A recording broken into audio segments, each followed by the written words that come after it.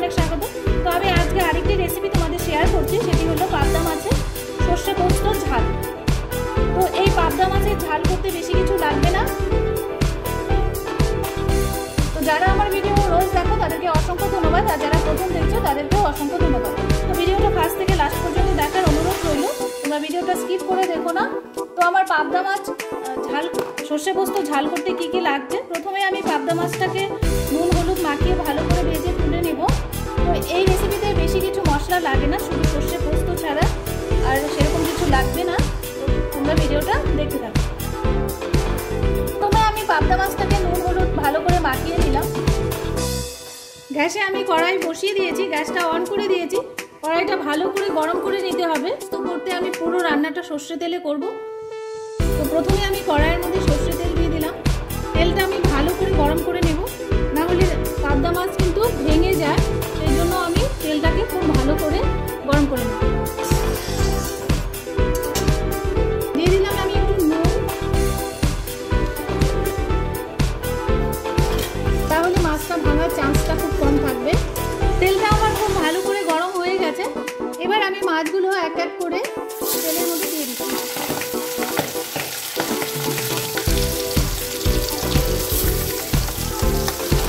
মাছটাকে আমি খুব ভালো করে ভেজে নিচ্ছি।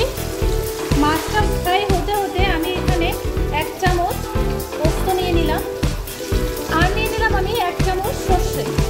এই সর্ষে আর পোস্তটা একসাথে আমি পেস্ট করে নেব, তার সাথে মিলিয়ে দিব 2টো কাঁচা লঙ্কা।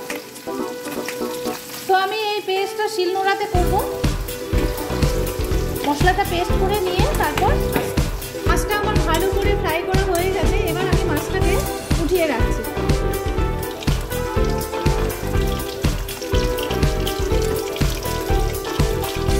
মাছটা আমি উঠিয়ে নিয়েছি। এখন আমি এর মধ্যে ফোড়ন দিয়ে দিচ্ছি কালো জিরে। আমি 1 চামচের মতো কালো জিরে ফোড়ন দিলাম। আর এখানে কিন্তু আর বেশি মশলা কোনো অ্যাড হবে না, একদম সিম্পল আর কিন্তু খেতে খুব টেস্ট হয়। আর সর্ষে পোস্তটা আমি পেস্ট করে রেখেছিলাম কাঁচা লঙ্কা দিয়ে, সেটা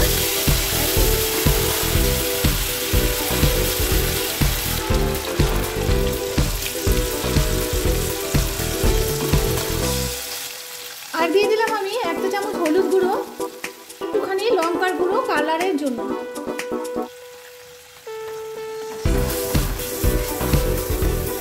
সর্ষে পোস্ত কিন্তু বেশি ফ্রাই করতে হয় না,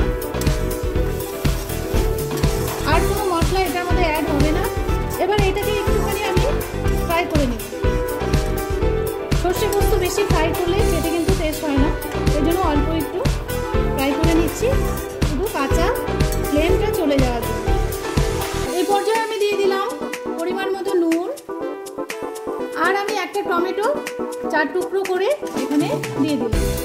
আর এখানে কিন্তু কোনো মশলাই অ্যাড হবে না। আর আমি দিয়ে দিচ্ছি 2টো কাঁচা লঙ্কা।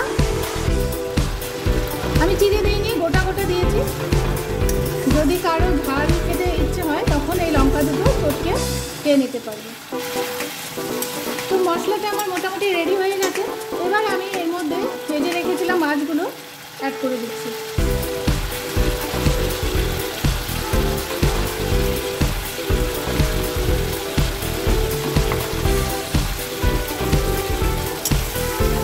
মাছটাকে ভালো করে মশলাটা মিশিয়ে নিচ্ছি।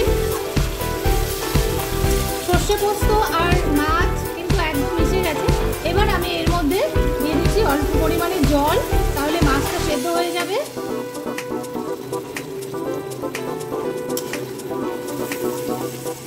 পাবদা মাছ কিন্তু খুব নরম হয়, তাই সফটলি এটাকে নাড়তে হবে। বেশি জোরে নাড়লে কি হবে, পাবদা মাছটা ভেঙে যেতে পারে। আর পাবদা মাছে কাঁটা কম থাকে, বাচ্চারাও খেতে খুব পছন্দ করে। তো এটাকে আর আমি 2-3 মিনিট ফুটিয়ে নিব। 2-3 মিনিট পর ফিরে এলাম। এবার দেখো একদম পাবদা মাছে সর্ষে পোস্তটা আমার হয়ে গেছে। এটা একটু ঝোল ঝোল থাকবে। আর এই রেসিপিটা কিন্তু অনেক অনুষ্ঠান বাড়িতেই করা হয়। আর নামানোর আগে আমি দিয়ে দিলাম কিছুটা ধনেপাতা।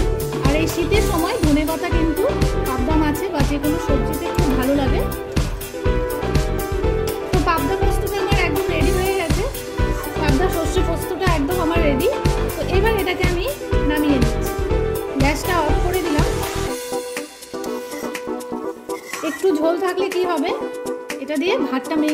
যাবে। তো আমি গ্যাসটা অফ করে দিয়েছি, এবার এটাকে আমি নামিয়ে নিচ্ছি।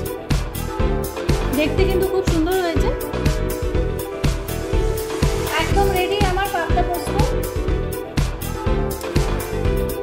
আর এই কালো জিরে ফোড়ন দিয়ে শুধু সর্ষে আর পোস্ত, বেশি মশলা অ্যাড না করে খুব কিন্তু খেতে ভালো লাগে।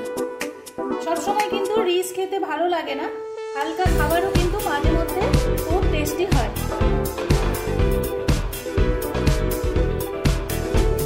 এই যে আমার সর্ষে পাবদা পোস্তর ঝালটা রেডি একদম, আমি ডাইনিং টেবিলে নিয়ে এসেছি। এবার গরম ভাতের সাথে সার্ভ করে দিব দুপুরের লাঞ্চে।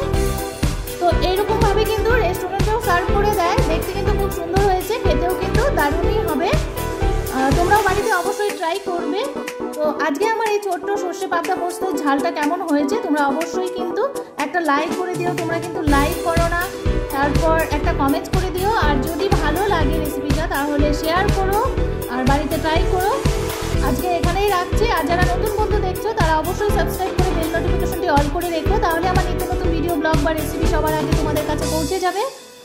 যারা আমার ভিডিও ফার্স্ট থেকে লাস্ট পর্যন্ত দেখলে তাদেরকে অসংখ্য ধন্যবাদ, এভাবেই পাশে থেকো। আজকে এখানেই রাখছি, আবারও দেখা হবে তোমাদের সাথে নেক্সট কোনো রেসিপি বা ভিডিও ব্লগ সাথে। ততক্ষণের জন্য তোমরা ভালো থাকবে, সুস্থ থাকবে। টাটা।